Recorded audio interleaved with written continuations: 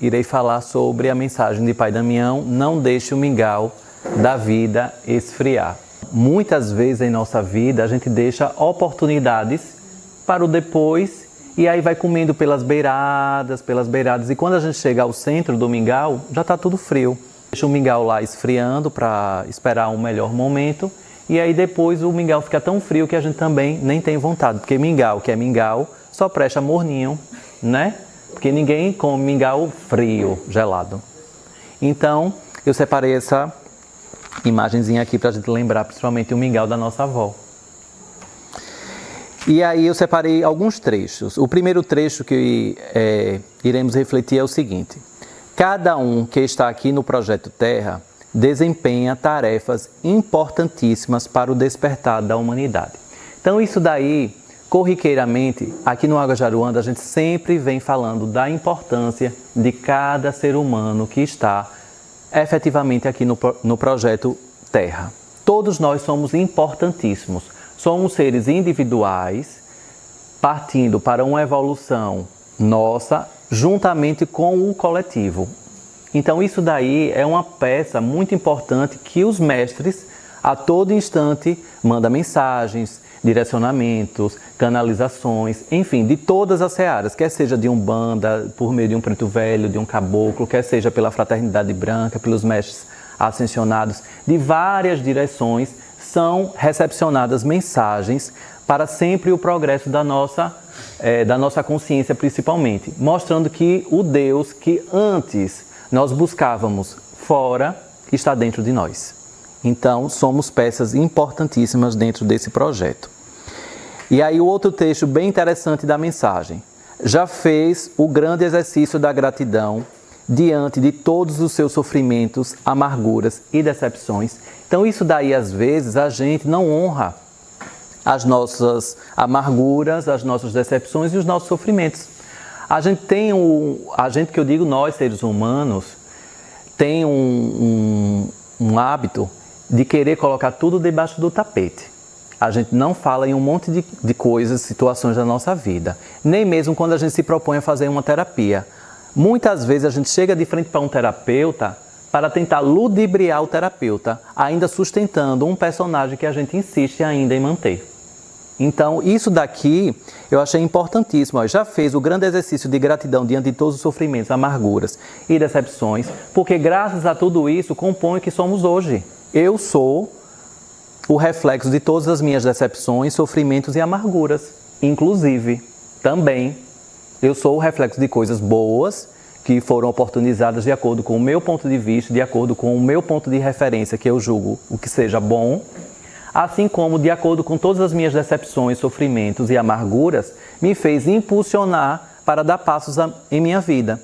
Porque muitas vezes a gente fica assim, preso em, porque eu tive um pai que não me deu atenção, porque eu tive uma mãe que me fazia de empregado, de empregada, sei lá o que for.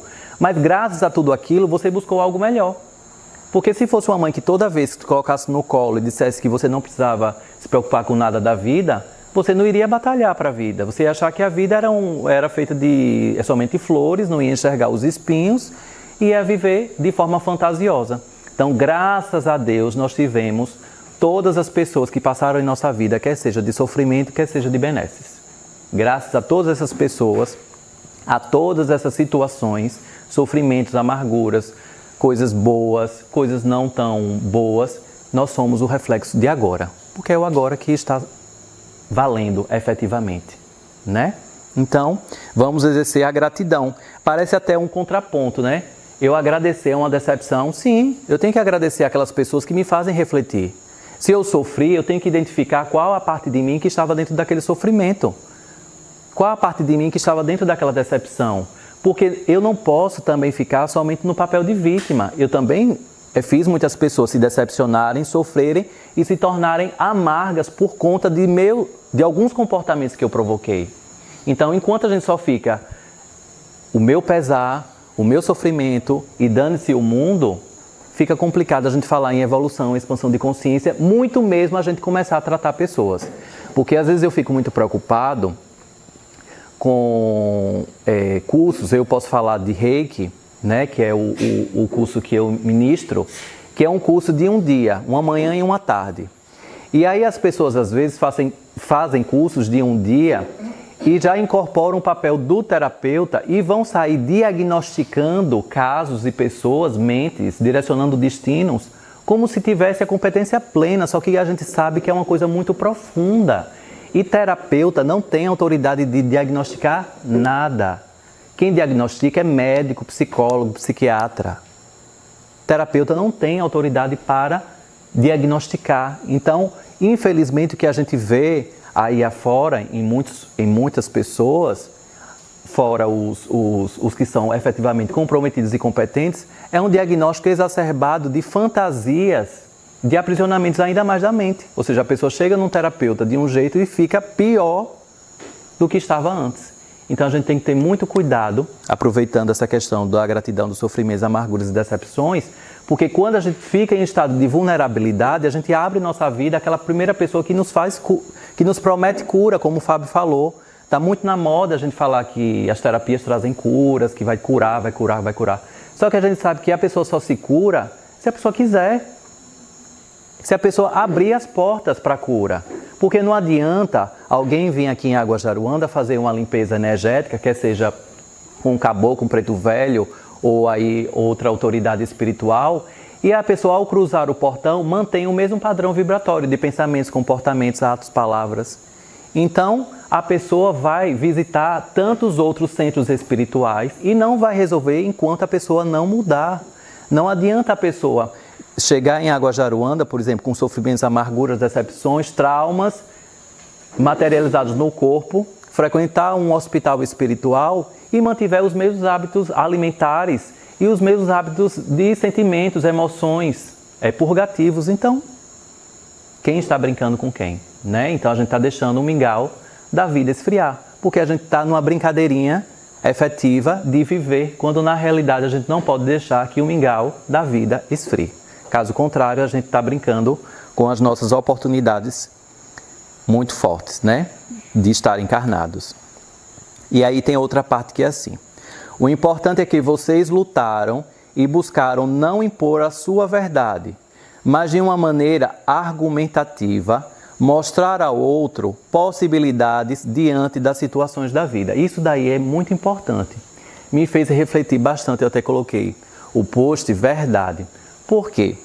Às vezes a gente quer o bem de alguém e aí a gente quer impor a nossa verdade, a nossa realidade, principalmente espiritual, para o outro, dizendo que o local onde eu estou é o local que traz mais cura, que traz mais elevação.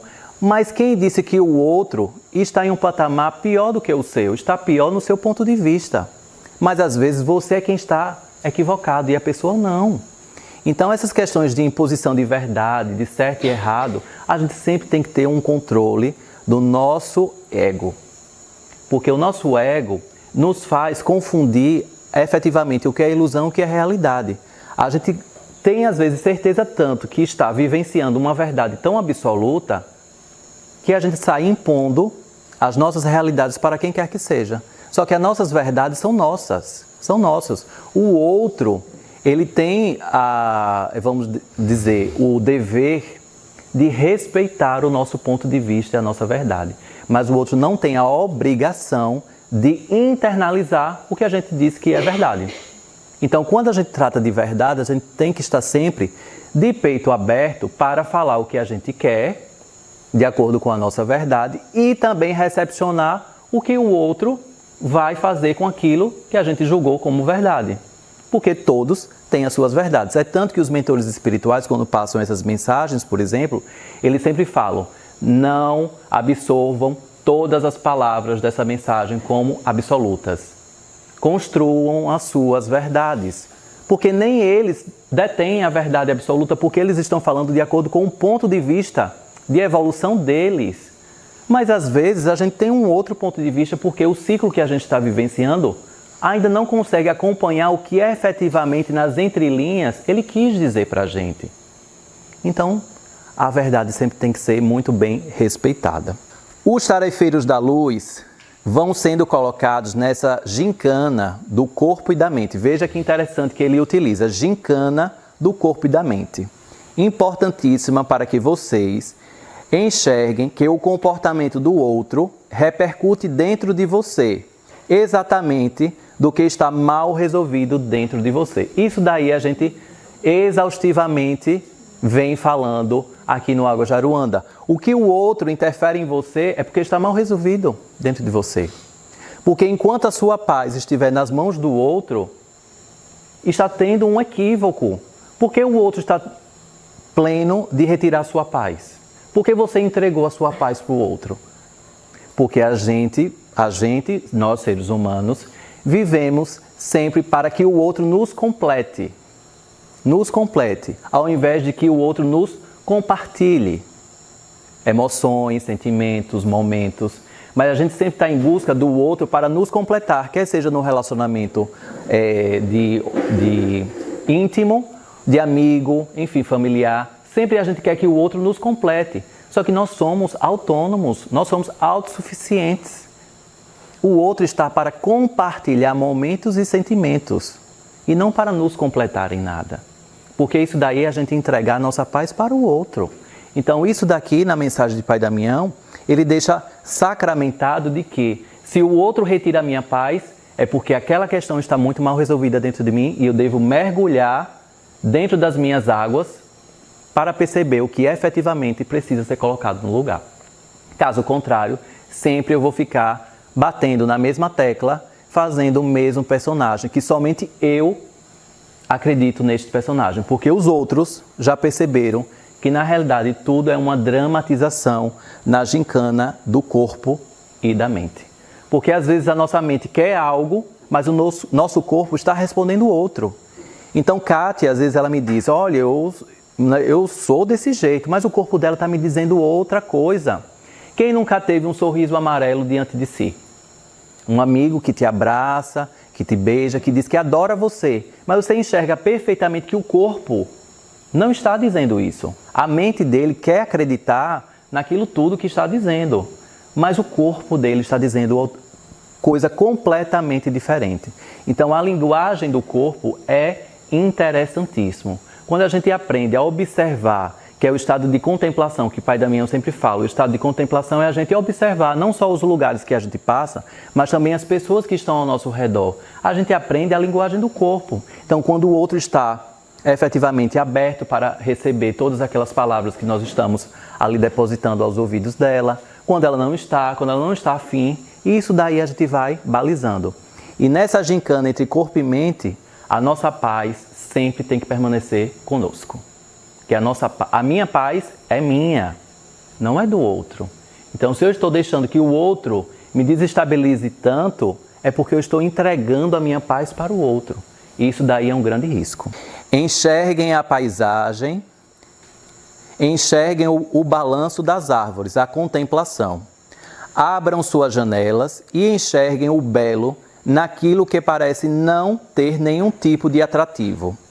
Enxerguem o movimento e a dinâmica das pessoas para que vocês entendam o poder do agora. Então isso daqui é importantíssimo. A gente refletir na contemplação, como eu já tinha falado anteriormente, quando ele diz: enxerguem o movimento e a dinâmica das pessoas para que vocês entendam o poder do agora e mais ainda, naquilo que parece não ter nenhum tipo de atrativo. Então às vezes nós somos colocados em lugares, em situações, que existem pessoas que nos convidam sempre a uma desestabilização comportamental. Mas se é para evoluir, se é para amadurecer, se é para dar conta daquilo tudo que nós falamos e estudamos, então a gente tem que acolher todas essas pessoas buscando algum ponto positivo naquela pessoa, nem que seja o dedo mindinho daquela pessoa. Então, quando a gente passa para o estado de contemplação e do poder do agora, a gente busca o melhor de cada um. Porque Sônia, ela pode ter todos os atributos que não são compatíveis com o meu ponto de vista, mas algo nela deve ter positivo. E é justamente nisso que eu julgo positivo que eu vou focar. Porque caso contrário, a gente vai ter que morar numa ilha, sozinho, e com muitas águas ao nosso redor para que ninguém se aproxime da gente. Só que nós estamos aqui para evoluir individualmente dentro do coletivo. Esse é o desafio. Aceite o outro como sendo você, porque o outro é você. Nós estamos inebriados em uma teia. Isso tudo é uma teia. Então, o que o outro sente, eu sinto. O que é uma teia. Então, quando a gente vai para a sutilização magnética dos seres humanos, sem esse condensamento celular, que é o nosso corpo, a gente verifica que todos nós estamos interligados. Todos nós estamos interligados. Todos nós. O caos coletivo que acontece em Brasília, quer seja pelas repercussões que estão acontecendo recentemente ou há algum tempo, repercutem sim na nossa vida. A irritabilidade nossa e a insatisfação em muitas coisas da nossa vida também. Porque todos nós estamos em uma teia, nós estamos em uma teia. O que acontece com o meu vizinho repercute vibratoriamente dentro da minha casa também. Então, por isso que a gente está o quê? A sempre ser convidado pelos mentores espirituais a exercitar como tarefeiros da luz, a exercitar o mergulho, o poder do amor próprio, porque só consegue amar sem condições, ou seja, incondicionalmente o outro, aquele que já aprendeu a se amar. Se a gente não aprende o amor próprio, se a gente não se ama, a gente está incapaz, incompetente de exercitar o amor incondicional. Então, somente nos amando, nos honrando, para poder amar infinitamente o outro, buscando algo que o outro tem de melhor.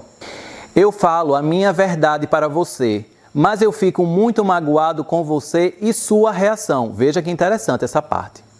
Porque quando eu expurgo a verdade, devo aliviar a minha alma porque fiz o meu melhor. Então vamos analisar essas duas frases. Eu falo a minha verdade, ou seja, a verdade é de quem? Minha. Para você. Mas eu fico muito magoado com você e a sua reação. Como? Então, na realidade, eu não estou falando a minha verdade, eu estou impondo a minha verdade. É o que eu acredito que seja verdade. E você tem que engolir, custe o que custar a minha verdade. Só que a verdade é minha. É só eu prestar atenção no que eu falo. Eu estou dizendo a minha verdade para você. Então, a verdade continua sendo minha e não sua. Mas eu fico magoado com você e a sua reação como? Eu sou obrigado a respeitar o seu direito divino de também ter a sua verdade. E juntos compactuamos com a nossa evolução dentro do coletivo. Porque quando eu expurgo a minha verdade, devo aliviar a minha alma porque fiz o meu melhor. Então é o dever cumprido. Eu fiz o meu melhor. Fiz o meu melhor. Então, quando eu preparei esses slides aqui, eu fiz o meu melhor, o que estava ao meu alcance, porque aqui está dentro da minha verdade, de acordo com a leitura que eu fiz do texto. Porque consciência não se pode impor. Isso daí é o que ele questionou, né? Porque é algo construído para o mergulho, para que o mergulho para dentro seja compreendido exatamente no autoencontro. Então, por que a consciência não pode se impor? Porque é algo construído. É algo construído. Porque o que se trata consciência? Consciência de si. Você saber quem você é. E ninguém sabe quem é de um dia para a noite. A gente passa vidas, reencarnações, milhares de anos buscando saber efetivamente qual é a nossa essência, onde está a nossa fonte de origem e manifestação. A gente passa milênios, vidas e mais vidas, não só no planeta Terra, mas em outras estratosferas. E a gente quer, em uma única vida, com durabilidade, qual é a expectativa agora que está o Brasil? 70 anos. A gente quer que, dentro de uma expectativa de 70 anos, a gente já saiba de tudo e já passe por todos os processos e já fique perfeito, né? Mas a gente ainda bem que sabe que não precisa ser perfeito, basta ser equilibrado. Então a gente deve sim focar no equilíbrio. A gente deve sim prestar atenção no caminho que estamos percorrendo. Caso contrário, a gente se perde. Se a gente não observar o caminho que a gente está seguindo, a gente se perde. Como 2 mais 2 é 4. Porque às vezes a gente foca muito lá, só que a gente não está prestando atenção no caminho. E a gente não sabe que a montanha, a gente ainda está bem no início. E a gente às vezes acha que já está no topo. E mais uma outra frase que eu gosto bastante. Não tem como você subir a montanha sem ser visto. Então, Se você decide subir a montanha, então se você decide estudar matérias mais profundas da espiritualidade, não há como você não ser alvo de críticas. Dizer que você está louco, dizer que você está fanático, dizer que não precisa nada disso, que tudo está dentro e você fica dentro de casa e está tudo resolvido. Tantas opiniões, porque são verdades de cada um. Agora eu tenho que sim sustentar a minha verdade, para que eu tenha consciência de mim junto com o coletivo. Um dos grandes obstáculos da humanidade, diga-se do ser humano, é o acúmulo de mágoas. Você expurga definitivamente diante de diálogos sinceros, olhos nos olhos ou diante de terapias. Então, a gente vive acumulando mágoas. O nosso estômago, não é à toa que ele parece um saquinho, né? Não sei se todos vocês já viram como funciona o formato do nosso estômago. Ele parece um saquinho. Então, muitas vezes as pessoas adquirem gastrites, problemas, né, digestórios, enfim, porque está colocando no saquinho muitas mágoas e muitas coisas que não está conseguindo digerir. Isso vai para o fígado, vai para o intestino, vai para tantos outros órgãos que compõem o sistema digestório, principalmente o campo inicial, que é o saquinho do nosso estômago. Então, não é à toa que a nossa anatomia ela é feita perfeitamente diante dessa analogia. Você quer acumular, então tudo que você for guardar, você vai acumular no saquinho que você tem no seu corpo, que é no seu estômago. Por isso que muitas pessoas às vezes exageram nas comidas. Estou magoado, então vou comer agora 1 cento de pãozinho de queijo com recheio de preferência, né? Então as pessoas vão ali, então preenche exageradamente ali o saquinho porque quer se sentir plena, saciada do que eu posso. Ou vai para a anorexia, bulimia, diante de tantas mágoas que a pessoa já não aguenta mais. O saquinho já está cheio, não entra mais nada, não entra. Então, o estado bulêmico é porque não entra mais nada. O saco já está repleto de mágoas, de ressentimentos. Não entra mais nada. Por isso que tudo que come tem que expurgar, tem que vomitar. Por quê? Enquanto não se resolverem diálogos sinceros. Então, quem tem efetivamente coragem de ter um diálogo sincero? A gente vive dramatizando a nossa vida. Então, eu tenho um problema com Ana Cristina, de um ponto de vista, mas eu evito um diálogo sincero, olhos nos olhos, ou diante de algumas terapias. Porque é mais fácil eu colocar no meu saquinho, porque eu julgo que o problema seja somente meu. Não! É bom a gente saber até que ponto é meu, até que ponto que está com Ana Cristina. Por que não? Olhos nos olhos, diálogos sinceros. Ou diante de terapias. Muito bom. Aí sim as terapias são válidas, para que a gente possa buscar balizas, alicerces ali, desde que sejam efetivas. O que teme chegar até a sua ferida, como se fosse um prato de mingau, que você vai comendo pela beirada, quando você sabe que o grande problema está no meio. Por que a gente procrastina tanto? Eu já sei do problema, eu já sei do que efetivamente me faz bem e do que está me fazendo mal. Mas eu fico comendo pelas beiradas, quando na realidade o meu foco é o meio. Eu tenho que chegar no meio. Porque o mingau, para ser completo, para ser comido de forma completa, eu tenho que comer as beiradas e o meio, né? Porque senão eu comi meio mingau. Eu comi um quase mingau da vida. Eu estou num quase mingau da vida. E viver no quase é viver na procrastinação de situações que eu já sei que eu preciso resolver. E aí a gente sabe perfeitamente que as doenças, sim, devem acontecer no nosso corpo para nos alertar das válvulas de escape que já não suportam mais acumular e procrastinar o mingau que já está gélido da nossa vida. Então, tem essa frase aqui de Pai Damião. O que teme chegar à sua ferida? Por que a gente procrastina tanto? Por que a gente esconde tanto nossas feridas? Por que a gente esconde tanto as pústulas? Existe uma lenda que o orixá Omolu, ele é revestido de palhas, não sei se vocês já viram alguma imagem dele revestido de palhas, porque ele quer esconder as pústulas, as feridas, para que ninguém enxergue as feridas dele. Mas, obviamente, que não é isso. Na realidade, na cultura iorubana, diz que o Molu, ele é um orixá tão repleto de luz curativa, que ele precisa colocar aquelas palhas, porque as pessoas que enxergassem efetivamente a essência dele ficariam cegas de tanta luminosidade aos olhos dos seres humanos. Então, para vocês verificarem que a gente consegue justificativas para tudo na nossa vida, inclusive para o orixá, né? Inclusive para um ser, para uma divindade iorubana, de acordo com a nossa realidade. Então, o que teme chegar à nossa ferida, obviamente que é sofrível, mas a dor a gente passa e o sofrimento a gente escolhe por quanto tempo a gente permanece. Se é 1 mês, 1 ano, 2 anos, 3 anos, 1 década, 3 vidas, 5 encarnações, e olhe lá se tiver, né? No início, você vai pelas beiradas, mas não pode ficar só no início.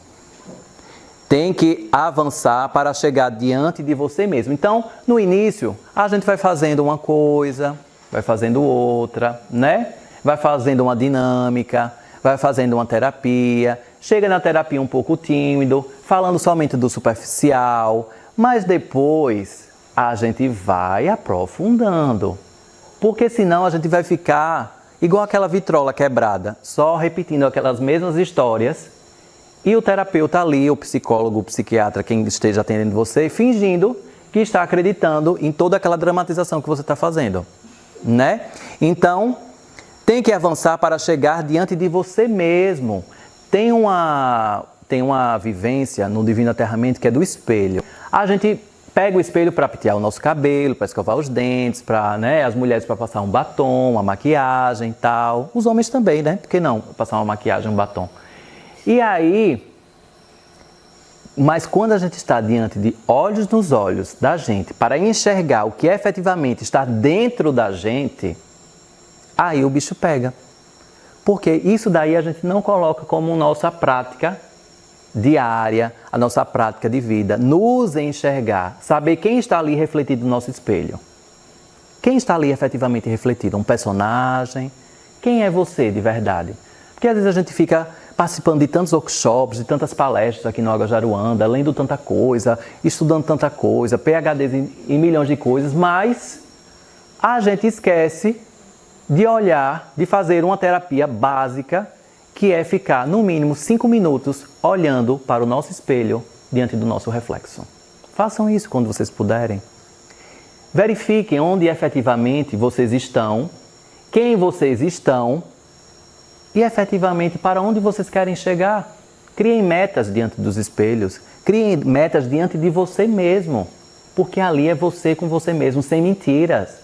Porque recentemente o Pai Damião colocou uma mensagem aqui no Água Jaruanda, não sei se foi Pai Damião, se foi Seu Sultão, algum mentor, que ele falou assim, acho que foi Seu Sultão: quer saber quem você é? Observe seus pensamentos. Se você quiser saber quem você é, observe os seus pensamentos. Por quê? Aqui eu estou fazendo um personagem, né, aqui para vocês, né? Tiago, que está aqui falando, numa palestra e tal. Mas vocês não sabem o que efetivamente está dentro daqui da minha cabeça, nos meus pensamentos cotidianamente. Então, eu sou os meus pensamentos. Eu sou aquilo que os meus pensamentos fabricam.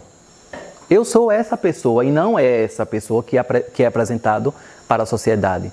Quem eu sou é o reflexo dos meus pensamentos, que somente eu sei quem eu sou. Nem a pessoa mais próxima de mim sabe 100% quem eu sou, porque não tenho domínio dos meus pensamentos. Então, eu sou os meus pensamentos. Você é os seus pensamentos.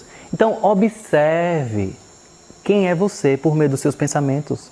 Observe, às vezes, a gente tem uns pensamentos tão mesquinhos, tão egóicos, tão julgadores, tão impositivos, tão pequenininhos, que diz assim, meu Deus, eu sou essa pessoa. E o povo todo me ama e eu sendo essa pessoa. Veja só, não é? Então, assim, a gente é ali aquela frequência daquele pensamento, repetitivos. Então, observemos quem realmente a gente está. Porque eu tenho certeza que a gente não é nada daquilo.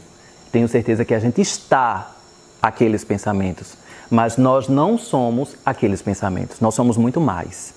E cada vez a gente está buscando nos aproximar da essência, de quem nós somos de verdade, da nossa fonte.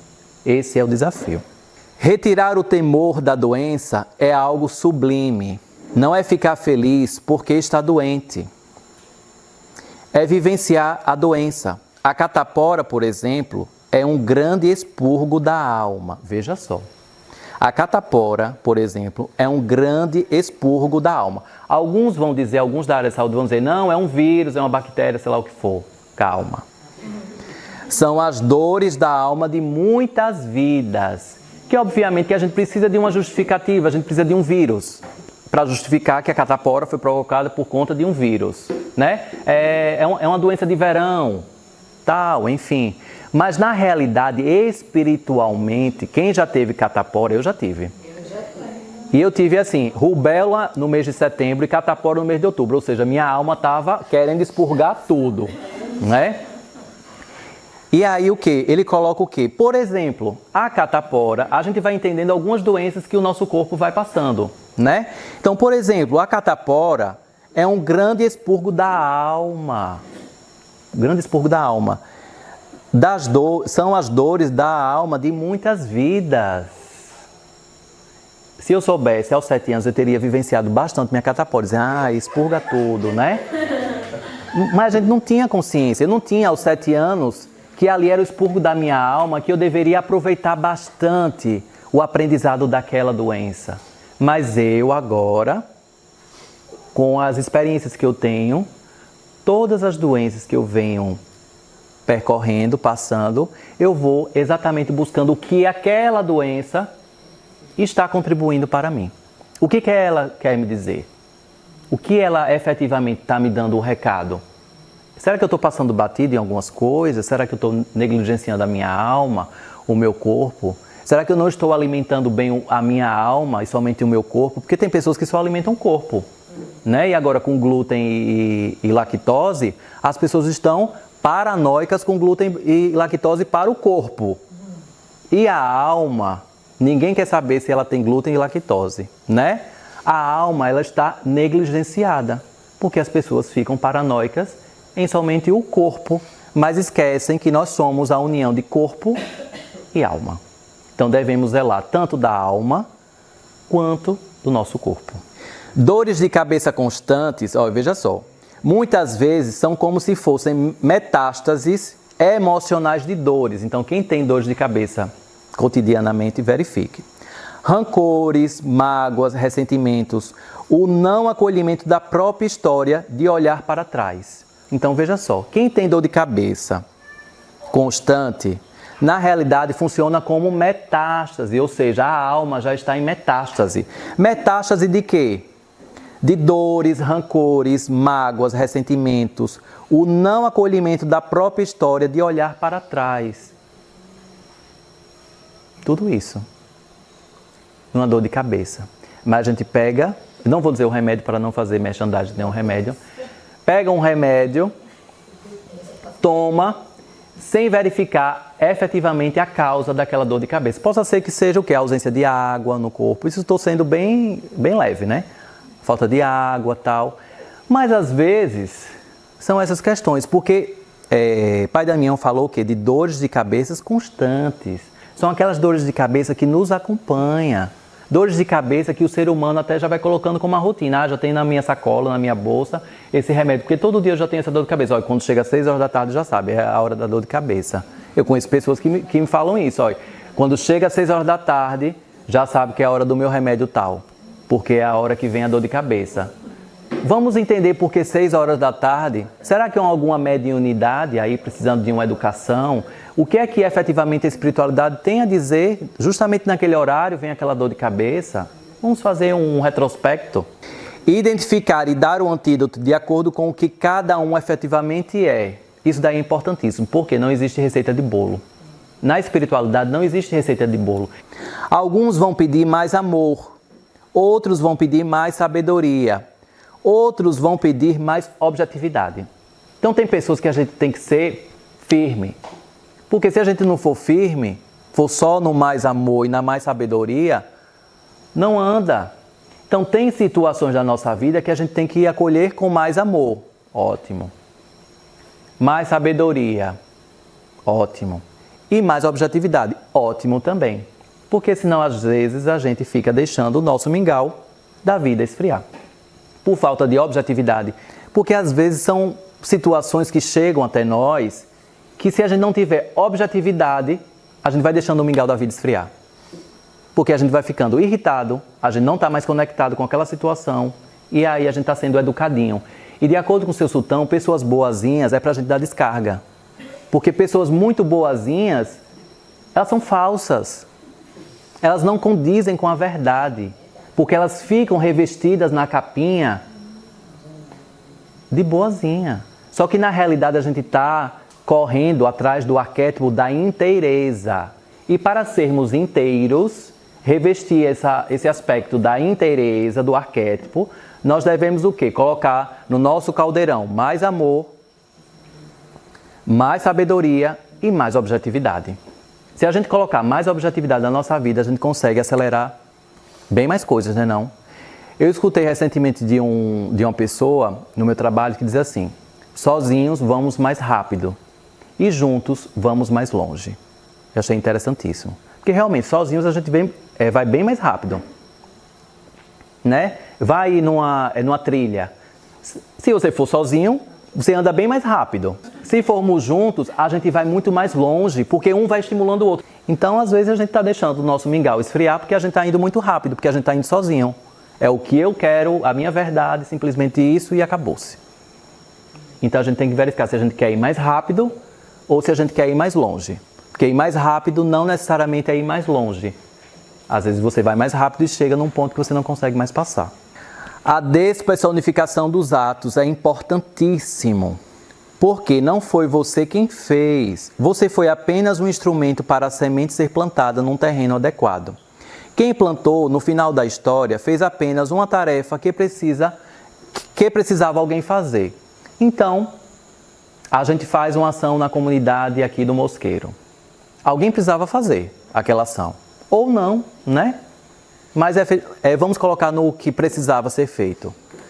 E aí, alguém precisava fazer. Mas nem por isso a gente precisa personificar, dizer, olha, aquela comunidade está evoluindo porque a Águas de Aruanda está ali junto com todos eles. Mas a gente tem que observar se no nosso dia a dia a gente vive fazendo coisas e personificando para dizer que fui eu quem fiz, só está assim porque eu coloquei a mão, só está assim porque eu empreendi o máximo de esforços, enfim. Às vezes a gente acha que a gente vive na imprescindibilidade. Somos seres imprescindíveis, quando na realidade não é. E aí vem o susto do quê? Você tem ali seu trabalho, aparentemente tem uma estabilidade, algo acontece, você perde o emprego. Cadê a imprescindibilidade? É prova de que você não é imprescindível, porque no outro dia já tem outra pessoa sentada na sua cadeira, fazendo igual, pior ou melhor, mas não importa, sentado na sua cadeira, no seu lugar, né? Então, a gente fica vivendo a imprescindibilidade. Por isso que Pai Damião sempre fala em algumas mensagens, desapegue. O desapego não vem da renúncia, vem justamente o quê? Deixe fluir, vivencie o agora, veja o que você está. Eu estou aqui com vocês, vivenciando este momento. Posteriormente eu já tenho um planejamento. Se não acontecer, eu vivenciei aqui. Então a gente vivenciar é desapegar efetivamente de tantas celeumas engessantes. Né? Às vezes a gente se engessa muito diante da imprescindibilidade. Quem disse que você é imprescindível?